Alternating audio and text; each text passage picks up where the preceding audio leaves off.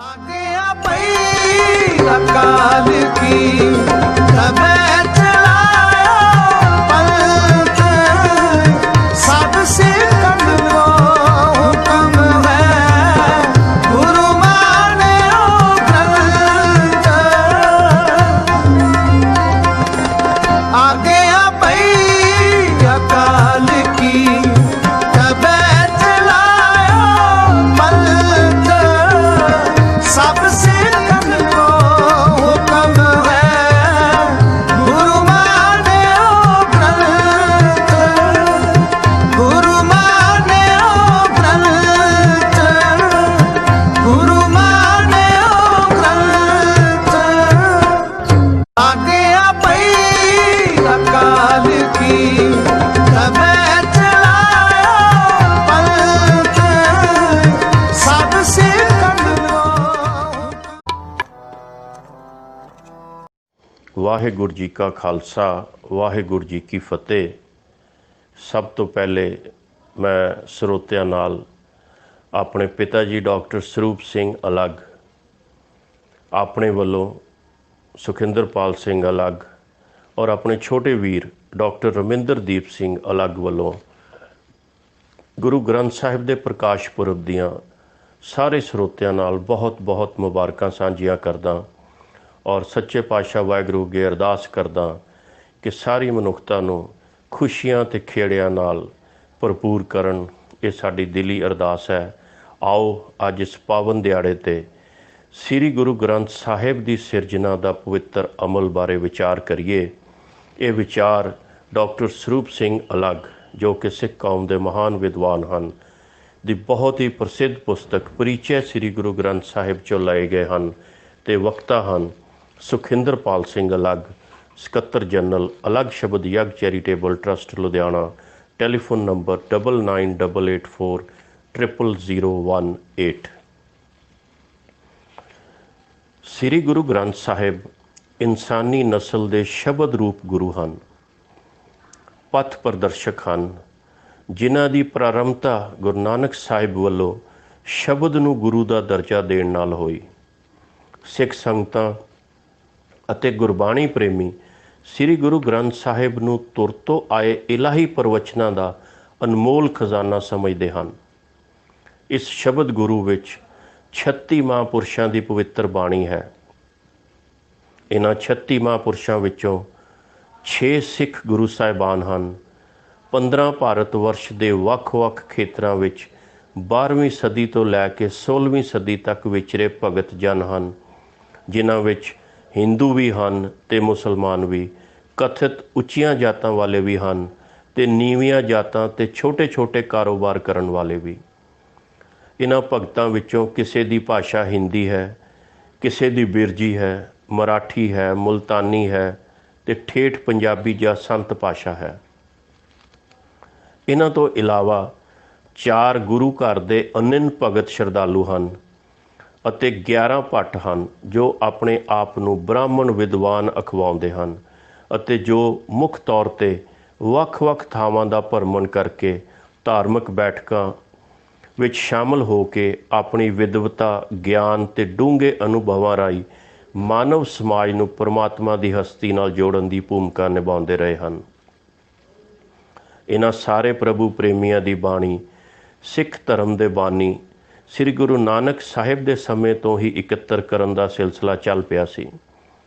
ਗੁਰੂ ਨਾਨਕ ਸਾਹਿਬ ਨੇ ਆਪਣੇ ਜੀਵਨ ਕਾਲ ਵਿੱਚ ਲਗਭਗ 39,000 ਕਿਲੋਮੀਟਰ ਦਾ ਭਰਮਣ ਕਰਕੇ ਉਸ ਸਮੇਂ ਦੇ ਵਿਸ਼ਵ ਸਮਾਜ ਨੂੰ ਅਕਾਲ ਪੁਰਖ ਦੀ ਪਰਮ ਸ੍ਰੇਸ਼ਟ ਵਡਿੱਤਣ ਦੀ ਸੋਝੀ ਕਰਵਾਈ ਅਤੇ ਧਰਮ ਦੇ ਸਹੀ ਅਰਥਾਂ ਦਾ ਬੋਧ ਕਰਵਾਇਆ।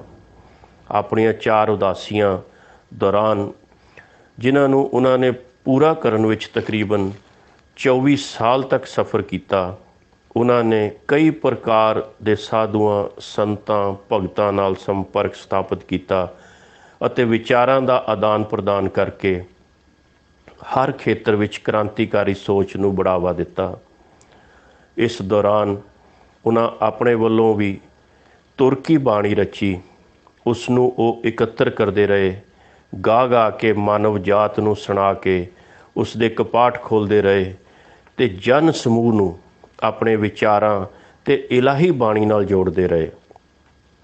ਉਹਨਾਂ ਤੋਂ ਪਹਿਲੇ ਹੋ ਚੁੱਕੇ ਭਾਰਤੀ ਸੰਤਾਂ ਦੀ ਰਚੀ ਜੋ ਵੀ ਬਾਣੀ ਉਹਨਾਂ ਨੂੰ ਆਪਣੇ ਵਿਚਾਰਾਂ ਦੇ ਅਨੁਕੂਲ ਲੱਗੀ, ਉਸ ਨੂੰ ਵੀ ਇਕੱਤਰ ਕਰਦੇ ਰਹੇ। ਇਸ ਤਰ੍ਹਾਂ ਸ਼ਬਦ ਗੁਰੂ ਸ੍ਰੀ ਗੁਰੂ ਗ੍ਰੰਥ ਸਾਹਿਬ ਦੀ ਸਿਰਜਣਾ ਦਾ ਅਮਲ ਉਹਨਾਂ ਵੱਲੋਂ ਹੀ ਪ੍ਰਾਰੰਭ ਹੋ ਗਿਆ।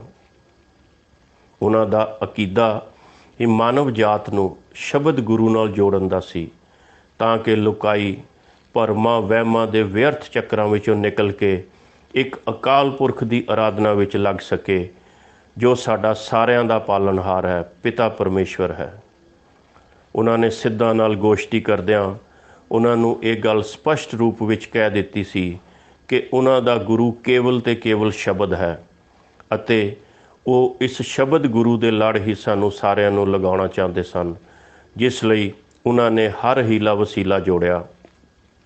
ਆਪਣੇ ਜੋਤੀ ਜੋਤ ਸਮਾਉਣ ਸਮੇਂ ਉਹਨਾਂ ਨੇ ਦੂਸਰੇ ਪਾਤਸ਼ਾਹ ਸ੍ਰੀ ਗੁਰੂ ਅੰਗਦ ਦੇਵ ਜੀ ਨੂੰ ਉਹ ਪੋਥੀ ਭੇਂਟ ਕੀਤੀ, ਜਿਸ ਵਿੱਚ ਉਹਨਾਂ ਦੀ ਆਪਣੀ ਤੇ ਕਈ ਭਗਤਾਂ ਸੰਤਾਂ ਦੀ ਬਾਣੀ ਅੰਕਿਤ ਕੀਤੀ ਹੋਈ ਸੀ।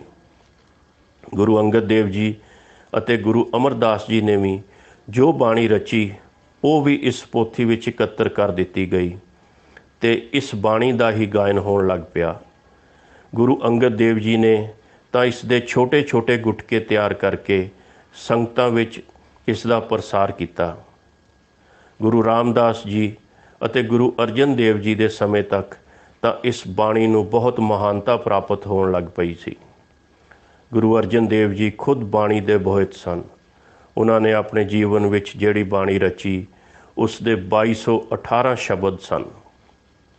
ਗੁਰੂ ਅਰਜਨ ਦੇਵ ਸਾਹਿਬ ਨੇ ਮਹਿਸੂਸ ਕੀਤਾ ਕਿ ਕੁਝ ਸਵਾਰਥੀ ਤੇ ਚਤਰ ਮਨੁੱਖ ਲਾਲਚਵਸ, ਚੌਧਰਵਸ ਜਾਂ ਈਰਖਾਵਸ ਇਸ ਇਲਾਹੀ ਬਾਣੀ ਵਿੱਚ ਮਿਲਾਵਟ ਕਰਨ ਦੇ ਯਤਨ ਕਰਨ ਲੱਗ ਪਏ ਹਨ, ਅਤੇ ਜੇਕਰ ਇਸ ਪਵਿੱਤਰ ਬਾਣੀ ਨੂੰ ਇੱਕ ਥਾਂ ਇਕੱਤਰ ਕਰਕੇ ਇਸ ਨੂੰ ਸਿੱਕੇਬੰਦ ਰੂਪ ਵਿੱਚ ਸੰਭਾਲਿਆ ਨਾ ਗਿਆ ਤਾਂ ਇਸ ਵਿੱਚ ਮਿਲਾਵਟ ਹੋ ਜਾਵੇਗੀ, ਅਤੇ ਇਸ ਵਿੱਚ ਜੋ ਅਕਾਲ ਪੁਰਖ ਦੀ ਉਸਤਤੀ ਕਰਨ ਦਾ ਮੂਲ ਮਨੋਰਥ ਹੈ, ਉਸ ਵਿੱਚ ਰਲਗੱਡ ਹੋ ਜਾਣ ਕਾਰਨ ਮਨੁੱਖਤਾ ਫਿਰ ਭੰਬਲ ਭੂਸਿਆਂ ਵਿੱਚ ਪੈ ਜਾਵੇਗੀ।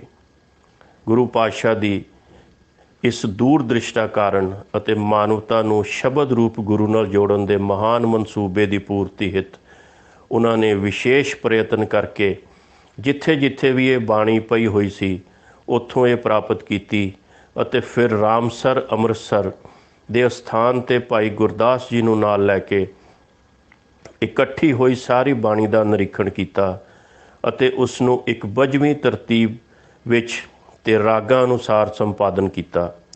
ਗੁਰੂ ਸਾਹਿਬ ਗੁਰੂ ਗ੍ਰੰਥ ਸਾਹਿਬ ਵਿੱਚ ਸ਼ਾਮਲ ਕੀਤੀ ਜਾਣ ਵਾਲੀ ਬਾਣੀ ਨੂੰ ਆਪਣੇ ਮੁਖਾਰਬਿੰਦ ਦੁਆਰਾ ਉਚਾਰਦੇ ਰਹੇ, ਤੇ ਭਾਈ ਗੁਰਦਾਸ ਜੀ ਇਸ ਨੂੰ ਕਲਮਬੰਦ ਕਰਦੇ ਰਹੇ। ਸ਼ਬਦ ਗੁਰੂ ਦੀ ਸਿਰਜਣਾ ਦਾ ਇਹ ਅਮਲ 1601 ਈਸਵੀ ਵਿੱਚ ਹਰਿਮੰਦਰ ਸਾਹਿਬ ਦੀ ਸਿਰਜਣਾ ਸੰਪੰਨ ਹੋਣ 'ਤੇ ਪ੍ਰਾਰੰਭ ਹੋਇਆ, ਅਤੇ 15 ਅਗਸਤ 1604 ਈਸਵੀ ਨੂੰ ਮੁਕੰਮਲ ਹੋਇਆ। ਜਦ ਇਹ ਬਖਸ਼ਿਸ਼ਾਂ ਦਾ ਸਰੋਤ ਇਲਾਹੀ ਗ੍ਰੰਥ, ਜਿਸ ਨੂੰ ਪਰਮੇਸ਼ਵਰ ਦੀ ਪੋਥੀ ਦਾ ਨਾਂ ਦਿੱਤਾ ਗਿਆ, ਸੰਪੂਰਨ ਹੋਇਆ, ਤਾਂ ਭਾਈ ਬੰਨੋ ਨੂੰ ਇਸ ਦੀ ਜਿਲਦਬੰਦੀ ਲਈ ਇਸ ਨੂੰ ਦੇ ਕੇ ਲਾਹੌਰ ਭੇਜਿਆ ਗਿਆ, ਅਤੇ ਜਦ ਇਹ ਸਾਰਾ ਕਾਰਜ ਨੇਪਰੇ ਚੜ੍ਹ ਗਿਆ ਤਾਂ ਰਾਮਸਰ ਦੇ ਅਸਥਾਨ ਤੋਂ ਇੱਕ ਨਗਰ ਕੀਰਤਨ ਦੇ ਰੂਪ ਵਿੱਚ ਇਸ ਆਦਿ ਗ੍ਰੰਥ ਸਾਹਿਬ ਨੂੰ ਭਾਈ ਬੁੱਢਾ ਜੀ ਨੇ ਆਪਣੇ ਸੀਸ 'ਤੇ ਸਵਾਇਮਾਨ ਕਰਕੇ ਸਾਰੇ ਸ਼ਹਿਰ ਵਿੱਚੋਂ ਲੰਘਦਿਆਂ ਹਰਿਮੰਦਰ ਸਾਹਿਬ ਆ ਬਿਰਾਜਮਾਨ ਕੀਤਾ।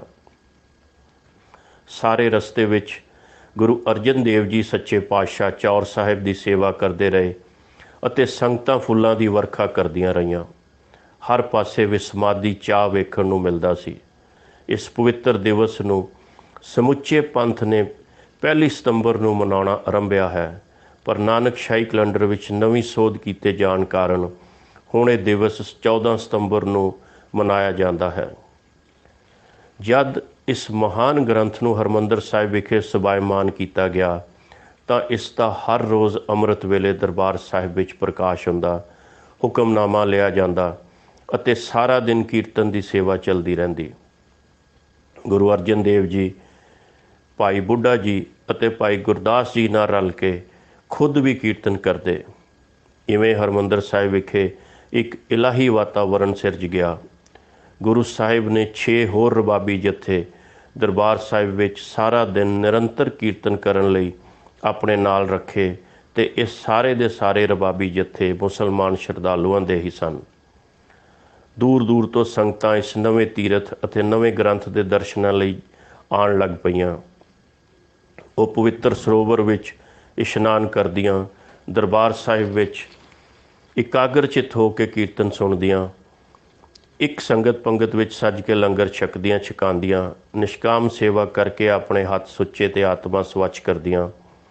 ਇਵੇਂ ਇੱਕ ਅਲੌਕਿਕ ਨਜ਼ਾਰਾ ਹਰਿਮੰਦਰ ਸਾਹਿਬ ਪਰਿਸਰ ਵਿੱਚ ਹਰ ਸਮੇਂ ਦੇਖਣ ਨੂੰ ਮਿਲਦਾ, ਜਿਸ ਦੀ ਮਹਿਮਾ ਕਿਸੇ ਵੀ ਵਿਖਿਆਨ ਤੋਂ ਬਾਹਰੀ ਗੱਲ ਬਣ ਗਈ। ਇਵੇਂ ਜਾਪਦਾ ਜਿਵੇਂ ਅਕਾਲ ਪੁਰਖ ਨੇ ਮਿਹਰ ਵਿੱਚ ਆ ਕੇ ਇੱਥੇ ਆਪਣੀਆਂ ਬਖਸ਼ਿਸ਼ਾਂ ਦੀ ਝੜੀ ਹੀ ਲਗਾ ਦਿੱਤੀ ਹੋਵੇ। ਦਿਨ ਛਿਪਣ ਤੋਂ ਮਗਰੋਂ ਰਾਤ ਨੂੰ ਆਦਿ ਗ੍ਰੰਥ ਸਾਹਿਬ ਦਾ ਸੁਖ ਆਸਨ ਕੀਤਾ ਜਾਂਦਾ ਤੇ ਸੰਗਤਾਂ ਸ਼ਬਦ ਗਾਉਂਦੀਆਂ ਹੋਈਆਂ ਇਸ ਪਵਿੱਤਰ ਗ੍ਰੰਥ ਨੂੰ ਆਪਣੇ ਸੀਸ ਤੇ ਬਿਰਾਜਮਾਨ ਕਰਕੇ ਸੁਖ ਅਸਥਾਨ ਤੱਕ ਛੱਡ ਕੇ ਆਉਂਦੀਆਂ। ਗੁਰੂ ਅਰਜਨ ਦੇਵ ਜੀ ਜੋ ਖੁਦ ਸਾਖਿਆਤ ਗੁਰੂ ਸਨ ਤੇ ਸਿੱਖ ਸੰਗਤਾਂ ਲਈ ਅਕਾਲ ਪੁਰਖ ਦਾ ਹੀ ਰੂਪ ਸਨ, ਇਸ ਪਵਿੱਤਰ ਗ੍ਰੰਥ ਦੇ ਸਤਿਕਾਰ ਵਿੱਚ ਸਾਰੀ ਰਾਤ ਉਸ ਕਮਰੇ ਵਿੱਚ ਜ਼ਮੀਨ ਤੇ ਬੈਠ ਕੇ ਜਾਂ ਲੇਟ ਕੇ ਕੱਟਦੇ ਜਿੱਥੇ ਇਹ ਮਹਾਨ ਗ੍ਰੰਥ ਸੁਖ ਆਸਨ ਰੂਪ ਵਿੱਚ ਬਿਰਾਜਮਾਨ ਹੁੰਦੇ। ਉਹ ਜਾਣੀ ਜਾਣ ਸਨ ਤੇ ਜਾਣਦੇ ਸਨ ਕਿ ਇਸ ਤੁਰਕੀ ਬਾਣੀ ਨਾਲ ਸੁਸੱਜਿਤ ਗ੍ਰੰਥ ਸਾਹਿਬ ਨੇ ਕੁਝ ਸਮਾਂ ਪਾ ਕੇ ਸ਼ਬਦ ਗੁਰੂ ਦੇ ਰੂਪ ਵਿੱਚ ਸੰਸਾਰ ਵਿੱਚ ਵਿਦਮਾਨ ਹੋਣਾ ਹੈ ਅਤੇ ਮਜ਼ਹਬਾਂ ਮਿਲਤਾਂ ਦੇ ਹੱਦ ਬੰਨਿਆਂ ਨੂੰ ਤੋੜ ਕੇ ਸਾਰੀ ਮਨੁੱਖਤਾ ਜਾਤੀ ਨੂੰ ਆਪਣੇ ਵਿਚਾਰਾਂ ਦੇ ਕਲਾਵੇ ਵਿੱਚ ਲੈ ਕੇ ਉਸ ਨੂੰ ਰੂਹਾਨੀਅਤ ਦੇ ਪੱਖੋਂ ਮਾਲਾ ਮਾਲ ਤੇ ਸਰਸ਼ਾਰ ਕਰਨਾ ਹੈ। ਆਖਰ ਉਹ ਘੜੀ ਨੇੜੇ ਆਉਣ ਲੱਗੀ ਜਦ ਗੁਰੂ ਗੋਬਿੰਦ ਸਿੰਘ ਜੀ ਮਹਾਰਾਜ ਨੇ ਆਦਿ ਗ੍ਰੰਥ ਸਾਹਿਬ ਨੂੰ ਗੁਰਗੱਦੀ ਸੌਂਪਣੀ ਸੀ। ਉਹਨਾਂ ਨੂੰ ਜਦ ਮੰਗਣ ਤੇ ਵੀ ਧੀਰ ਮੱਲਿਆਂ ਤੋਂ ਉਹ ਪਵਿੱਤਰ ਗ੍ਰੰਥ ਸਾਹਿਬ ਪ੍ਰਾਪਤ ਨਾ ਹੋ ਸਕੇ ਜਿਨ੍ਹਾਂ ਨੂੰ ਗੁਰੂ ਹਰਗੋਬਿੰਦ ਸਾਹਿਬ ਕੀਰਤਪੁਰ ਸਾਹਿਬ ਜਾਣ ਲੱਗਿਆਂ ਸੁਰੱਖਿਆ ਦੇ ਮਨੋਰਥ ਨਾਲ ਕਰਤਾਰਪੁਰ ਵਿਖੇ ਸੰਭਾਲ ਗਏ ਸਨ, ਤਾਂ ਉਹਨਾਂ ਨੇ ਗੁਰੂ ਦੀ ਕਾਸ਼ੀ ਦਮਦਮਾ ਸਾਹਿਬ ਵਿਖੇ ਆਪਣੀ ਦਿਵ ਦ੍ਰਿਸ਼ਟੀ ਨਾਲ ਸਾਰਾ ਗ੍ਰੰਥ ਸਾਹਿਬ ਦੁਬਾਰਾ ਲਿਖਵਾਇਆ। ਗੁਰੂ ਸਾਹਿਬ ਬਾਣੀ ਉਚਾਰਦੇ ਰਹੇ ਤੇ ਭਾਈ ਮਨੀ ਸਿੰਘ ਜੀ ਉਸ ਨੂੰ ਕਲਮਬੰਦ ਕਰਦੇ ਰਹੇ। ਸਾਰੇ ਗ੍ਰੰਥ ਸਾਹਿਬ ਦਾ ਰੂਪ ਸਰੂਪ ਪਹਿਲੇ ਗ੍ਰੰਥ ਵਰਗਾ ਹੀ ਰਿਹਾ, ਕੇਵਲ ਨਾਵੇਂ ਪਾਤਸ਼ਾਹ ਦੀ ਬਾਣੀ ਉਸ ਵਿੱਚ ਹੋਰ ਅੰਕਿਤ ਕੀਤੀ ਗਈ। ਪਹਿਲੇ ਆਦਿ ਗ੍ਰੰਥ ਵਿੱਚ 5 ਗੁਰੂ ਸਾਹਿਬਾਨ ਦੀ ਬਾਣੀ ਸ਼ਾਮਲ ਸੀ, ਪਰ ਗੁਰੂ ਗੋਬਿੰਦ ਸਿੰਘ ਜੀ ਵੱਲੋਂ ਸੰਪਾਦਿਤ ਕਰਵਾਏ ਗ੍ਰੰਥ ਸਾਹਿਬ ਵਿੱਚ ਗੁਰੂ ਤੇਗ ਬਹਾਦਰ ਸਾਹਿਬ ਦੀ ਬਾਣੀ ਸ਼ਾਮਲ ਹੋ ਜਾਣ ਕਾਰਨ ਇਸ ਵਿੱਚ ਕੁੱਲ 6 ਗੁਰੂ ਸਾਹਿਬਾਨ ਦੀ ਬਾਣੀ ਹੋ ਗਈ। ਪਹਿਲੇ ਗ੍ਰੰਥ ਵਿੱਚ 30 ਰਾਗਾਂ ਵਿੱਚ ਬਾਣੀ ਸੀ, ਪਰ ਇਸ ਨਵੇਂ ਸਿਰਜੇ ਸਰੂਪ ਵਿੱਚ ਗੁਰੂ ਤੇਗ ਬਹਾਦਰ ਸਾਹਿਬ ਦੀ ਜੈ ਜੈਵੰਤੀ ਰਾਗ ਵਿੱਚ ਉਚਾਰੀ ਬਾਣੀ ਸ਼ਾਮਲ ਕਰਨ ਨਾਲ ਗ੍ਰੰਥ ਸਾਹਿਬ ਦੇ ਰਾਗਾਂ ਦੀ ਗਿਣਤੀ ਵੱਧ ਕੇ 31 ਹੋ ਗਈ। ਗੁਰੂ ਗੋਬਿੰਦ ਸਿੰਘ ਸਾਹਿਬ ਨੇ ਜੋਤੀ ਜੋਤ ਸਮਾਉਣ ਤੋਂ ਪਹਿਲਾਂ ਨੰਦੇੜ ਵਿਖੇ 8 ਅਕਤੂਬਰ 1708 ਨੂੰ ਇਸ ਗ੍ਰੰਥ ਸਾਹਿਬ ਅੱਗੇ ਮੱਥਾ ਟੇਕ ਕੇ ਇਸ ਨੂੰ ਆਪਣੀ ਗੱਦੀ 'ਤੇ ਸੁਸ਼ੋਭਿਤ ਕਰਕੇ ਇਸ ਨੂੰ ਗੁਰਗੱਦੀ ਪ੍ਰਦਾਨ ਕੀਤੀ। ਆਪਣੀ ਪਵਿੱਤਰ ਆਤਮਾ ਗੁਰੂ ਗ੍ਰੰਥ ਸਾਹਿਬ ਵਿੱਚ ਸਮੋ ਦਿੱਤੀ ਅਤੇ ਸਰੀਰ ਪੰਥ ਵਿੱਚ ਵਿਲੀਨ ਕਰ ਦਿੱਤਾ। ਇਸ ਤਰ੍ਹਾਂ ਇਲਾਹੀ ਸ਼ਬਦ ਨੂੰ ਜੁਗੋ ਜੁਗ ਅਟਲ ਰੂਪ ਦੇਣ ਦਾ ਅਮਲ ਜੋ ਪਹਿਲੇ ਪਾਤਸ਼ਾਹ ਸ੍ਰੀ ਗੁਰੂ ਨਾਨਕ ਦੇਵ ਸਾਹਿਬ ਨੇ ਪ੍ਰਾਰੰਭ ਕੀਤਾ ਸੀ, ਉਹ 10ਵੇਂ ਜਾਮੇ ਵਿੱਚ ਪਹੁੰਚ ਕੇ ਉਹਨਾਂ ਨੇ ਸੰਪੰਨ ਕੀਤਾ ਤੇ ਗੁਰੂ ਗ੍ਰੰਥ ਸਾਹਿਬ ਦੀ ਆਬਾ ਸ਼ੋਭਾ ਤੇ ਕੀਰਤੀ ਵਿਸ਼ਵ ਭਰ ਵਿੱਚ ਰੂਪਮਾਨ ਹੋ ਗਈ।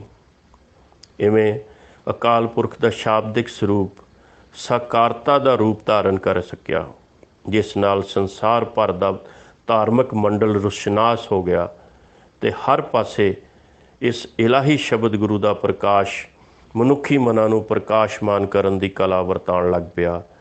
ਇਸ ਮਹਾਨ ਗੁਰੂ ਗ੍ਰੰਥ ਸਾਹਿਬ ਦੇ ਪ੍ਰਥਮ ਪ੍ਰਕਾਸ਼ ਦੀ ਚੌਥੀ ਸ਼ਤਾਬਦੀ 1 ਸਤੰਬਰ 2004 ਈਸਵੀ ਨੂੰ ਮਨਾਈ ਗਈ ਹੈ ਅਤੇ ਗੁਰਗੱਦੀ ਨਸ਼ੀਨੀ ਦੀ ਤੀਜੀ ਪਵਿੱਤਰ ਸ਼ਤਾਬਦੀ ਹਰਿਮੰਦਰ ਸਾਹਿਬ ਅੰਮ੍ਰਿਤਸਰ ਵਿਖੇ 20 ਅਕਤੂਬਰ 2008 ਅਤੇ ਤਖਤ ਸ੍ਰੀ ਹਜ਼ੂਰ ਸਾਹਿਬ ਵਿਖੇ 30 ਅਕਤੂਬਰ 2008 ਨੂੰ ਪੂਰੀ ਸ਼ਾਨ ਸ਼ੌਕਤ ਤੇ ਸ਼ਰਧਾ ਭਾਵਨਾ ਨਾਲ ਮਨਾਈ ਗਈ ਹੈ। ਗੁਰਬਾਣੀ ਨੂੰ ਪਿਆਰ ਕਰਨ ਵਾਲੇ ਪ੍ਰੇਮੀਆਂ ਲਈ ਇਹ ਸੁਭਾਗਾ ਅਵਸਰ ਹੈ ਕਿ ਅਸੀਂ ਸਾਰੇ ਰਲ ਮਿਲ ਕੇ ਸ੍ਰੀ ਗੁਰੂ ਗ੍ਰੰਥ ਸਾਹਿਬ ਦੀ ਸਰਬਪੱਖੀ ਮਹਾਨਤਾ ਦੀ ਸੋਝੀ ਵਿਸ਼ਵ ਦੇ ਘਰ ਘਰ ਤੱਕ ਪਹੁੰਚਾਈਏ, ਤਾਂ ਕਿ ਨਫ਼ਰਤ ਵਿੱਚ ਗ੍ਰਸਤ ਮਨੁੱਖਾ ਲੁਕਾਈ ਨੂੰ ਆਤਮਿਕ ਸ਼ਾਂਤੀ ਤੇ ਮਾਨਸਿਕ ਆਨੰਦ ਪ੍ਰਾਪਤ ਹੋ ਸਕੇ ਤੇ ਉਸ ਦੇ ਜੀਵਨ ਵਿੱਚ ਇੱਕ ਨਵਾਂ ਨਿਖਾਰ ਆਵੇ ਅਤੇ ਉਸਾਰੂ ਪ੍ਰਭਾਵ ਪ੍ਰਫੁੱਲਤ ਹੋਣ। ਅਲੱਗ Shabad ਯੱਗ international charitable trust Ludhiana 14/10/10 ਵੱਲੋਂ ਇਹਨਾਂ ਸ਼ਤਾਬਦੀਆਂ ਨੂੰ ਸਾਹਮਣੇ ਰੱਖ ਕੇ ਕਈ ਪੁਸਤਕਾਂ ਕਈ ਸਾਲਾਂ ਤੋਂ ਸੰਗਤਾਂ ਦੇ ਆਰਥਿਕ ਸਹਿਯੋਗ ਨਾਲ ਵੱਡੀ ਗਿਣਤੀ ਵਿੱਚ ਆਮ ਪਾਠਕਾਂ ਵਿੱਚ ਮੁਫਤ ਵੰਡੀਆਂ ਜਾ ਰਹੀਆਂ ਹਨ। ਇਸ ਖੇਤਰ ਵਿੱਚ ਕੀਤੇ ਜਾਣ ਵਾਲੇ ਬਹੁਤ ਸਾਰੇ ਹੋਰ ਉਪਰਾਲਿਆਂ ਦੇ ਨਾਲ ਅਲੱਗ ਸ਼ਬਦ ਯੱਗ ਟਰੱਸਟ ਨੇ ਗੁਰੂ ਗ੍ਰੰਥ ਸਾਹਿਬ ਦੇ ਲਾਸਾਨੀ ਸੰਦੇਸ਼ਾਂ ਨੂੰ ਵਿਸ਼ਵ ਭਰ ਵਿੱਚ ਪਹੁੰਚਾਉਣ ਹਿੱਤ ਅੰਗਰੇਜ਼ੀ, ਪੰਜਾਬੀ, ਗੁਜਰਾਤੀ ਅਤੇ ਹਿੰਦੀ ਵਿੱਚ 20 ਸ਼ਾਨਦਾਰ ਪ੍ਰਕਾਸ਼ਨਾਵਾਂ ਲਿਖ ਕੇ ਅਤੇ ਟਰੱਸਟ ਵੱਲੋਂ ਸੰਗਤਾਂ ਦੇ ਸਹਿਯੋਗ ਨਾਲ ਛਪਵਾ ਕੇ ਮੁਫਤ ਵੰਡਣ ਦਾ ਉਪਰਾਲਾ ਛੋਇਆ ਹੋਇਆ ਹੈ। ਪਿੱਛੇ ਜਿਹੇ ਤਖਤ ਸ੍ਰੀ ਪਟਨਾ ਸਾਹਿਬ ਟਰੱਸਟ ਵੱਲੋਂ ਅਲੱਗ ਸ਼ਬਦ ਯੱਗ ਟਰੱਸਟ ਦੀਆਂ ਕਾਫੀ ਵੱਡੀ ਗਿਣਤੀ ਵਿੱਚ ਅਜਿਹੀਆਂ ਅਨਮੋਲ ਪੁਸਤਕਾਂ ਵੰਡੀਆਂ ਗਈਆਂ ਅਤੇ ਵਿਸ਼ਵ ਭਰ ਵਿੱਚ ਸ੍ਰੀ ਗੁਰੂ ਗੋਬਿੰਦ ਸਿੰਘ ਜੀ ਦੇ 350 ਸਾਲਾ ਪ੍ਰਕਾਸ਼ ਪੁਰਬ ਦੇ ਇਤਿਹਾਸਕ ਅਵਸਰ 'ਤੇ ਵੀ ਅਸੀਂ ਵੱਡੀ ਮਾਤਰਾ ਵਿੱਚ ਉੱਤੇ ਗੁਰਮਤਿ ਸਾਹਿਤ ਵੰਡਣ ਲਈ ਭੇਜਿਆ ਅਤੇ ਸਤਿਗੁਰਾਂ ਨੂੰ ਆਪਣਾ ਤੇ ਸੰਗਤਾਂ ਦਾ ਸਤਿਕਾਰ ਅਰਪਿਤ ਕਰਨ ਦਾ ਨਿਮਾਣਾ ਜਿਹਾ ਯਤਨ ਕੀਤਾ ਹੈ। ਉਂਝ ਟਰੱਸਟ ਵੱਲੋਂ ਇਸ ਸਮੇਂ 115 ਪ੍ਰਕਾਰ ਦੀਆਂ ਉੱਚ ਪਾਏ ਦੀਆਂ ਪੁਸਤਕਾਂ ਛਾਪ ਕੇ ਵਿਸ਼ਵ ਭਰ ਵਿੱਚ ਮੁਫਤ ਵੰਡੀਆਂ ਜਾ ਰਹੀਆਂ ਹਨ। ਅਲੱਗ ਸ਼ਬਦ ਯੱਗ ਟਰੱਸਟ ਤੇ ਇਸ ਨਾਲ ਨਿਸ਼ਕਾਮ ਰੂਪ ਵਿੱਚ ਜੁੜੇ ਮਾਨਵ ਹਿਤੈਸ਼ੀਆਂ ਦਾ ਇਹ ਇੱਕ ਨਗੂਣਾ ਜਿਹਾ ਉਪਰਾਲਾ ਹੈ। ਆਸ ਹੈ ਜਿਵੇਂ ਜਿਵੇਂ ਮਾਨਵਤਾ ਗੁਰੂ ਗ੍ਰੰਥ ਸਾਹਿਬ ਦੀ ਸਰਵਸ਼੍ਰੇਸ਼ਟ ਮਹਾਨਤਾ ਤੋਂ ਯੋਗ ਅਗਵਾਈ ਅਤੇ ਲਾਭ ਪ੍ਰਾਪਤ ਕਰਦੀ ਜਾਵੇਗੀ, ਉਸ ਦੇ ਮਾਨਸਿਕ ਆਨੰਦ ਦਾ ਪਸਾਰਾ ਵਧੇਗਾ ਅਤੇ ਅਜਿਹਾ ਆਨੰਦ ਪ੍ਰਾਪਤ ਕਰਕੇ ਉਹ ਖੁਸ਼ੀ ਖੀਵੀ ਹੋਈ ਕਹਿ ਉਠੇਗੀ, ਸ੍ਰਿਸ਼ਟ ਸਭ ਇੱਕ ਵਰਨ ਹੋਈ, ਧਰਮ ਕੀ ਗਤ ਰਹੀ। ਵਾਹਿਗੁਰੂ ਜੀ ਕਾ ਖਾਲਸਾ, ਵਾਹਿਗੁਰੂ ਜੀ ਕੀ ਫਤਿਹ। ਵਾਹਿਗੁਰੂ ਜੀ।